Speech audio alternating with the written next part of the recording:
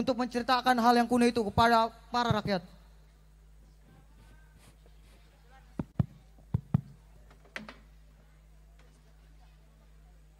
Pada hakikatnya, setiap cerita pasti ada akhirnya. Semua perbuatan pasti ada alasannya. Oleh karena itu, Indonesia, biarkan Patik mencurahkan isi hati. Hati yang penuh dengan entah rasa bersalah atau rasa mengalah.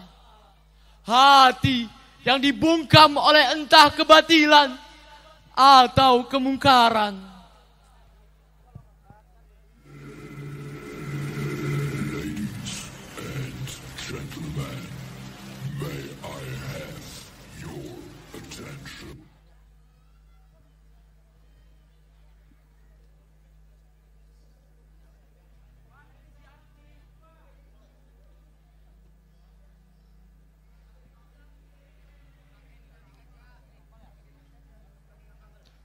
Patik melihat Islam bagai bulan sabit benderang dengan sinarnya.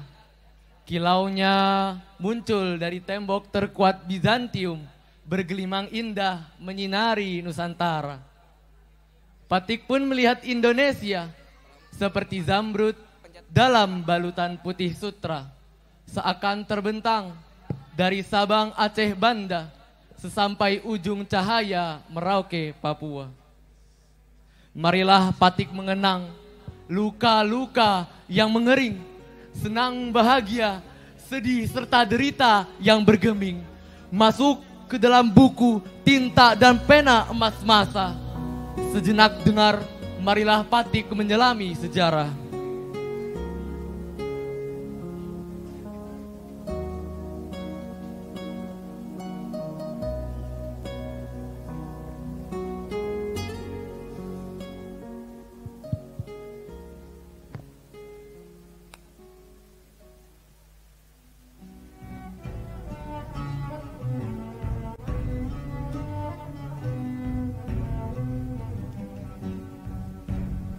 Menuju Bizantium Konstantinopel. Arab pada masanya yang kelam, hanya padang pasir tandus.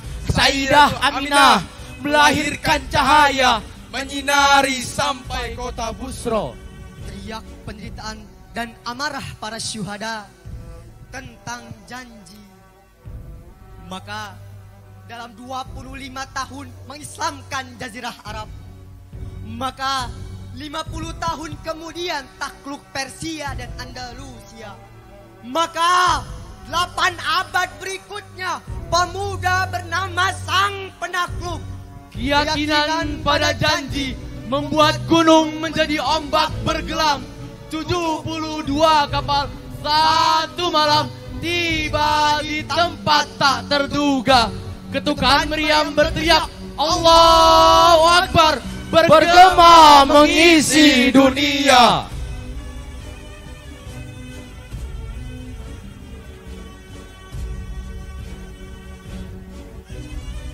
Menuju Batavia, Jayakarta. Kerajaan masih bersituru, unjuk gigi dan bertegang urat.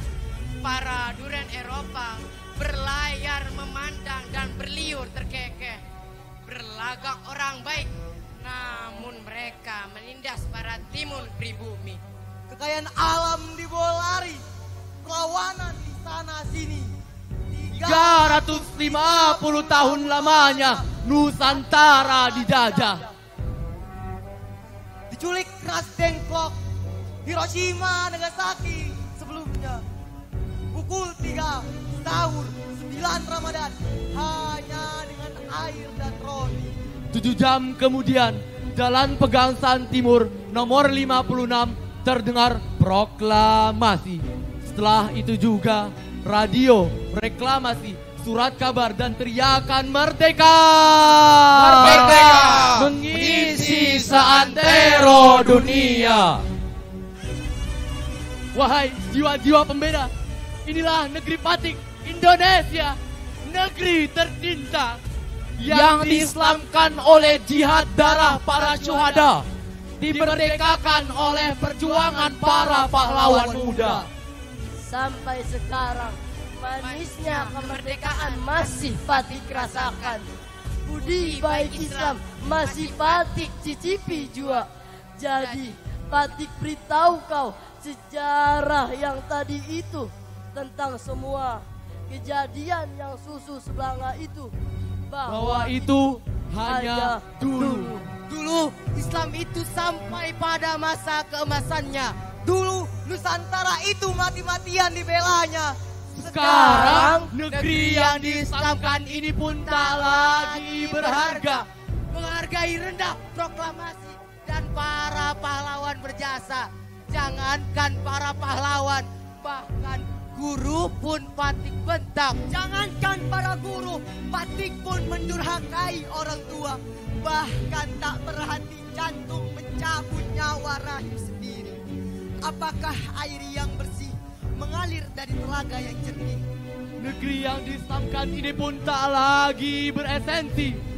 Siang hari khusyuk sholat, malam menjadi pencuri, membaca indah Al-Quran, namun tak satu pun dipetik.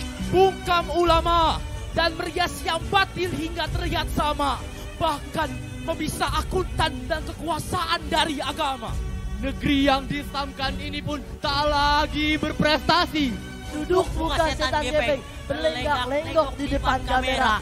Yang muda bahkan yang tua berharap namanya selalu di ujung lidah manusia. Tunggu! Ada juga yang juara 1 dan berprestasi. Patik juara 1 dan berprestasi dalam hal Korupsi. Jadi ini bukan negeri yang adab dan akhlak perilakunya luncah. Ini bukan negeri yang prestasinya sepanjang peradaban abadi. Jadi ini negeri mau disebut apa? Kalau begitu, untuk apa Patik sesuka hati? Kalau kemerdekaan saja hanya sebatas proklamasi. Untuk apa Patik menjadi muslim? Kalau menjadi muslim saja hanya sebatas KTP. Negeri yang diislamkan ini pun terpuruk dalam jati dirinya. Umat dan bangsa kini hidup dalam 3 induk seutas benalu. Menutup mata, mulut dan telinga akan kejadian yang lalu lalang. Kenapa Islam sekarang terlena dengan dunia?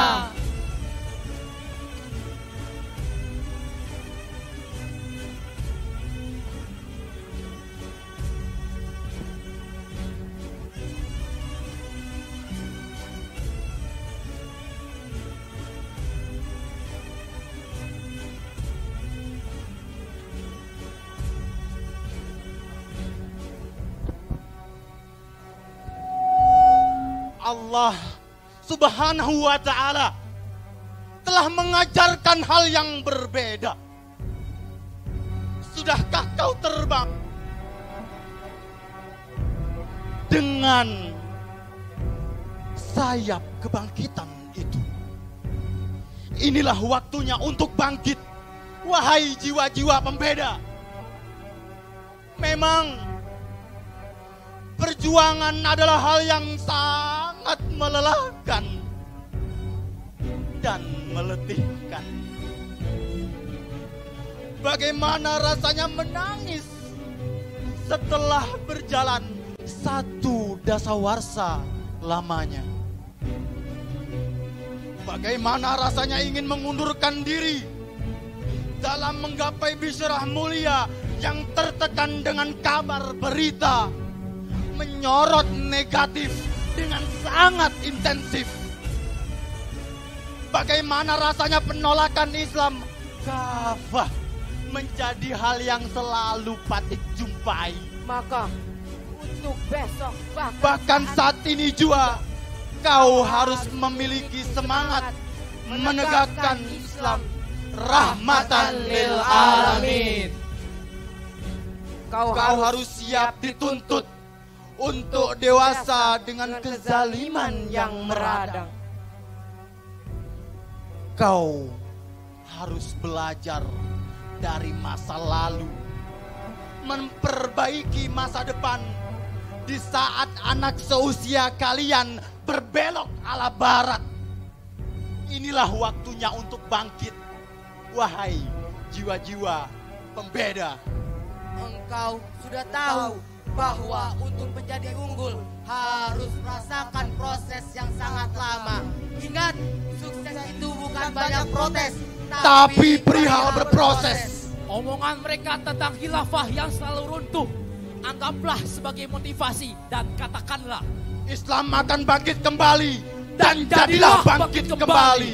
Karena hati akan terus patah jika selalu mendengarkan yang pesimis tanpa pergerakan yang optimis. Dan selalu ingat, hidupmu bukan hanya tentang dunia dan akhirat. Ini juga tentang bisyarah mulia Rasulullah Muhammad Sallallahu alaihi wasallam. Inilah waktunya untuk bangkit, wahai jiwa-jiwa pembeda. 11 tahun dengan 6 generasi, belajarlah kembali menghargai jasa menuju Islam kafah, berprestasi zahir batiniyah. Jadilah generasi yang unggul dan dapat membedakan yang batil dari yang hak, berani menyatakan kebenaran dan menafikan kemungkaran, serta mampu menjaga jati diri agama, bangsa serta pesantren dengan meningkatkan akhlak, ibadah dan prestasi. Saksikanlah kejayaan dan kebangkitan Islam, rahmatan